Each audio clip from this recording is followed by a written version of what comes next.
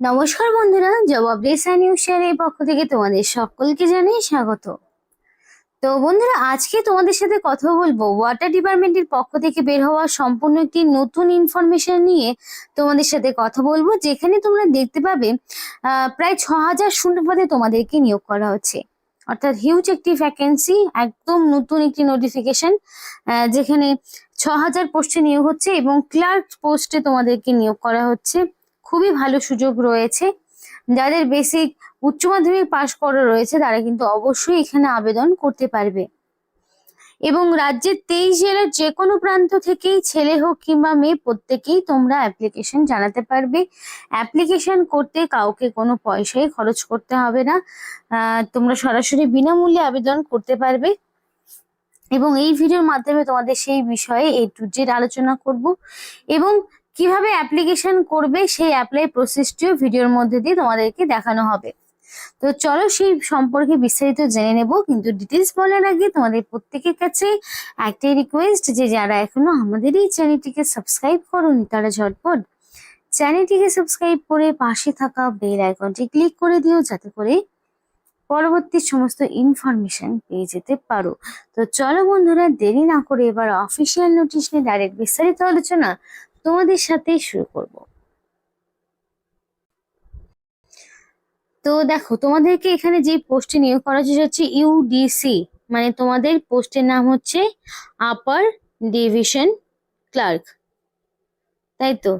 তো খুবই ভালো সুযোগ তোমাদের এখানে অ্যাপ্লিকেশন করার মতো, কারণ উচ্চ মাধ্যমিক পাস যোগ্যতায় কিন্তু তোমাদেরকে এখানে নিয়োগ করা হচ্ছে।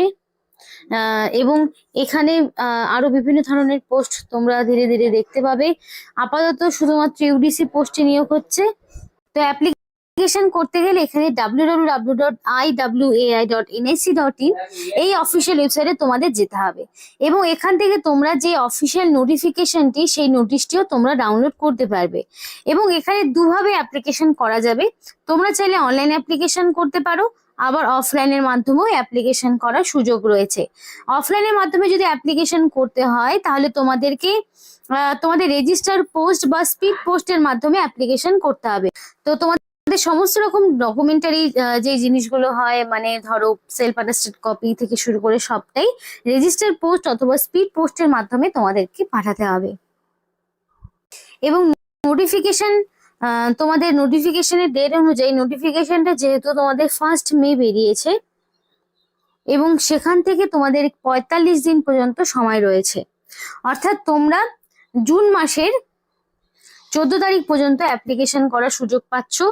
জুন মাসের 14 তারিখের মধ্যে তোমাকে কমপ্লিটলি অ্যাপ্লিকেশন সাবমিট করতে হবে। তো এখানে নেম অফ দ্য পোস্ট বলে দেওয়া রয়েছে যে আপার ডিভিশন ক্লার্ক। এখানে পে লেভেল 4 অনুযায়ী তোমাদের স্যালারি থাকবে, পে ম্যাট্রিক্স 7 সিপিসি অনুযায়ী তোমাদের বেতন স্ট্রাকচার থাকছে। অর্থাৎ বুঝতেই পারছো তোমাদের কিন্তু খুব ভালো মানের বেতন দেওয়া হবে। তো এখানে তোমাদের আপার ডিভিশন পোস্ট যেটা রয়েছে, সেখানে অ্যাপ্লিকেশন করতে গেলে তোমাদের বয়স মিনিমাম 18 বছর এবং কোয়ালিফিকেশন 12 পাস, এবং সেটা তোমার সায়েন্স হতে পারে, কমার্স হতে পারে, আর্টস হতে পারে, যে কোনো ব্যাকগ্রাউন্ড থেকে মিনিমাম যদি তুমি উচ্চ মাধ্যমিক পাশ করে থাকো এবং মিনিমাম যদি তোমার 18 বছর বয়স হয়ে থাকে, তাহলে তুমি অবশ্যই আবেদন করতে পারবে। সেটা ছেলে হোক কিংবা মেয়ে, প্রত্যেকেই অ্যাপ্লিকেশন করার জন্য উপযুক্ত রয়েছে। এবং এখানে তোমাদের মিনিমাম 18 থেকে ম্যাক্সিমাম 40-এর মধ্যে বয়সের কাঠামো রাখা হয়েছে।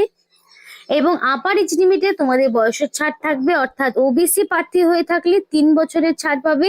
সুতরাং 18 থেকে তারা 43 বছর পর্যন্ত অ্যাপ্লিকেশন করার সুযোগ পাবে।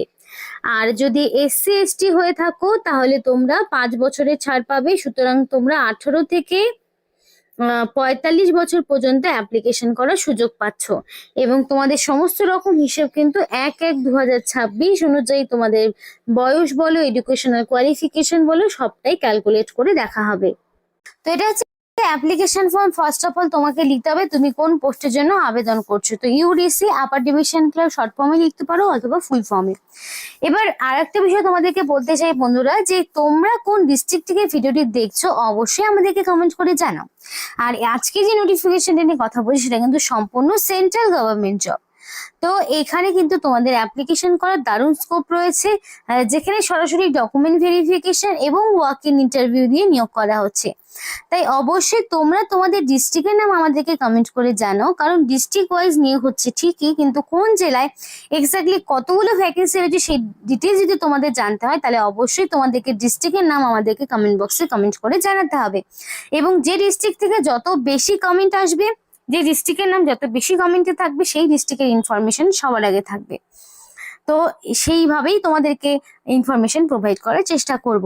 তো এবার দেখো, তোমাকে এখানে রিসেন্ট কালার পাসপোর্ট সাইজের ফটো অ্যাটাচ করতে হবে, তারপরে তোমার ফুল নেম দিতে হবে, এবং এখানে তুমি সেই নামটাই দেবে যেটা তোমার মাধ্যমিক বা তার সমতুল্য পরীক্ষার অ্যাডমিটে বা মার্কশিটে যে নামের স্পেলিংটা রয়েছে সেই নামটাই তোমার থাকবে। ফাদার্স নেমের জায়গায় তোমার বাবার নাম, পার্মানেন্ট অ্যাড্রেস তোমার সম্পূর্ণভাবে village, post office, police station, district, pin code, overall এক এক করে সমস্ত রকম ইনফরমেশন থাকবে।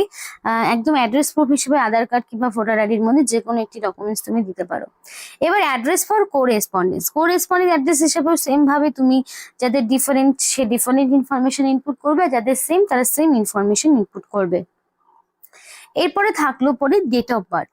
তো এখানে তুমি অবশ্যই 1/1/2026 অনুযায়ী তোমার এক্স্যাক্টলি যে সরি একটু ভুল হলো, এখানে তোমার ডেট অফ বার্থ হচ্ছে অ্যাকর্ডিং টু মাধ্যমিকের অ্যাডমিট অনুযায়ী তোমার যে ডেট অফ বার্থ সেটা তোমাকে বসাতে হবে।